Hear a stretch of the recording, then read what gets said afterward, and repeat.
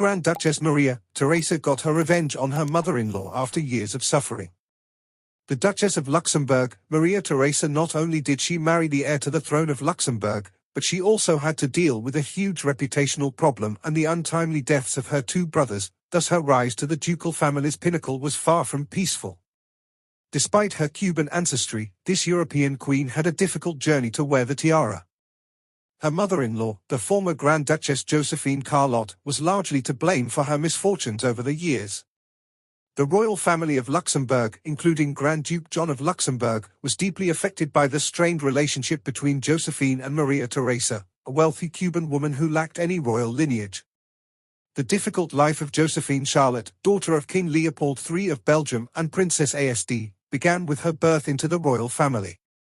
Her childhood and youth were marked by the premature death of her mother and the abdication of her father. Against this backdrop, when the possibility of marrying her off to the heir to the throne of a neighboring country was considered, the Belgian princess accepted. No one envisioned that John of Luxembourg and Josephine Charlotte would become one of the most amorous couples in European royal history. They had 5 children, and a marriage that withstood criticism and crisis until Maria Teresa came along. Maria Teresa came from a wealthy Cuban family. Her father was a banker who left their country when the future Grand Duchess was only 3 years old. Despite more than a solid bank account which allowed her to study political science in Geneva in the same class with the heir to the Luxembourg throne, Prince Henri, the origin of the young Cuban girl became the subject of criticism of her mother-in-law to her daughter-in-law. No matter how hard she tried, and knowing the character of the Grand Duchess, she certainly tried. There were rumors of strained relations between Josephine Carlot's mother and daughter-in-law that gained traction, particularly following the arrival of a real princess to the family seal, and on Valentine's Day 1981,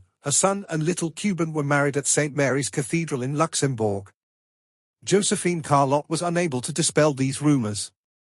The Grand Duchess's treatment of Sylar and Maria Teresa, granddaughter of Infanta Beatrix of Bourbon and Battenberg and daughter of Princess Olympia Tonya, stands in stark contrast to her role as a nurturing mother-in-law to William's wife, whom she helped out by lending an umbrella when it rained, and her careless lending of jewelry to Maria Teresa, who in turn gave her 5 grandchildren and succeeded her as Grand Duchess. Grand Duke John abdicated in 2000, and the kingdom was administered by Maria Teresa's husband, now the Grand Duchess, with the agreement of the new monarch. In the 2000s, Maria Teresa served cold retribution in 15 newspapers selected for the occasion.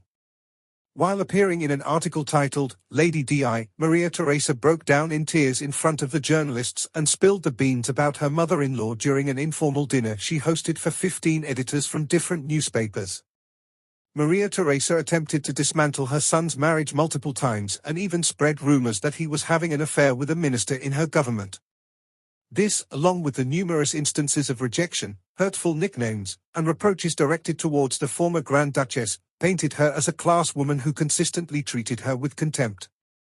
To bolster her claims, Maria Teresa eventually settled in Cuba. Many magazines ran headlines about Josephine Carlot's public declaration of animosity in which she said her son and daughter-in-law were stupid and couldn't communicate. This story of Maria Teresa, Duchess of Luxembourg, illustrates how personal conflicts and family dramas can impact the public image and internal dynamics of royal families.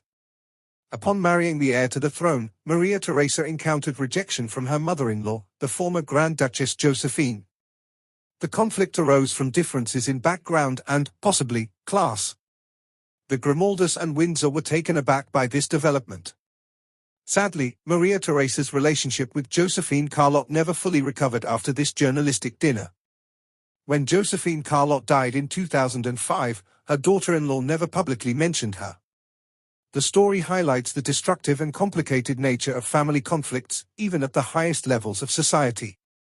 It also reminds us of the importance of mutual respect and understanding in family relationships, regardless of social status or background. Despite all the difficulties, Maria Teresa was able to maintain her marriage and continue her role in the royal family, although with some indelible marks from the past.